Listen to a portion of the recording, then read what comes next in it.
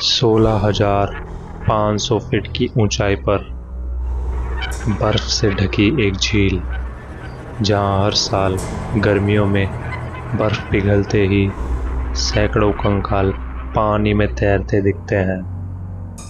यह है रूपकुंड झील, भारत की सबसे रहस्यमय जगहों में से एक, जहां आज भी ये सवाल अनसुलझा है कि ये सब लोग एक साथ कैसे मरे और क्यों।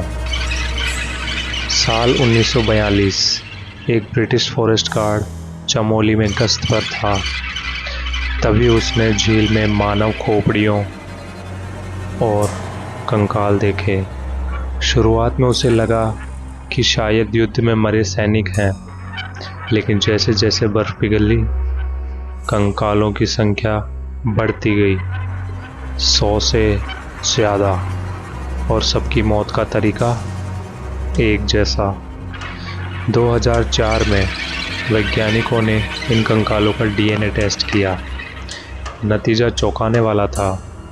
ये सभी लोग 1200 साल पुराने थे और उनमें से 2 डिस्टिंक्ट ग्रुप थे।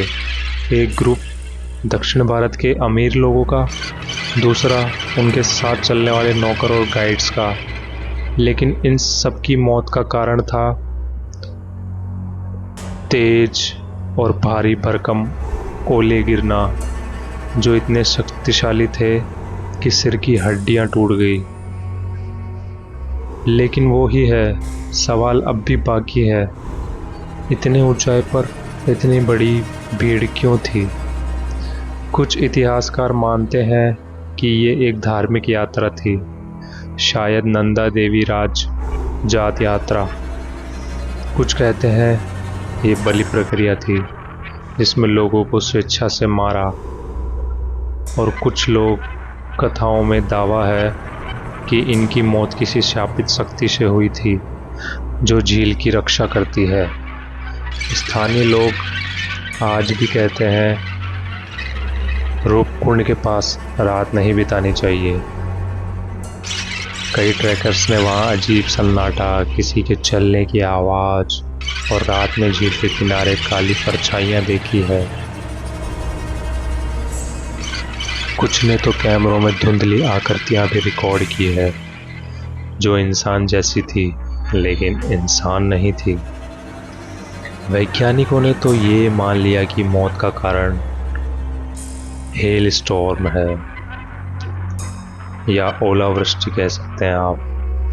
लेकिन इतनी ऊंचाई पर इतनी भीड़ होना, 2 अलग जातीय समुदायों का डीएनए और हर शव का एक जैसी अवस्था में मिलना, ये चीज़ें आज भी रहस्यमय बनी हुई है। कोई भी अब तक 100% एक्सप्लेन नहीं कर पाया इतनी ठंडी वीरान जगह पर इतने लोग क्यों मरे, और क्या वो मरे ही थे। आज भी जब गर्मी में बर्फ पिघलती है तो रूपकुंड झील से इंसानी खोपड़ियाँ तैरती हुई दिखती है।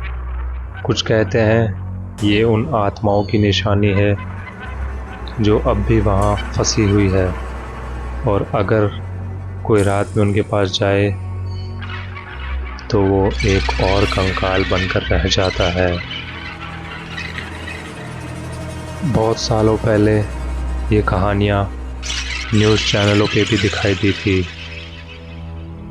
तो क्या आप भी यहाँ जाना पसंद करेंगे रूपकुंड में?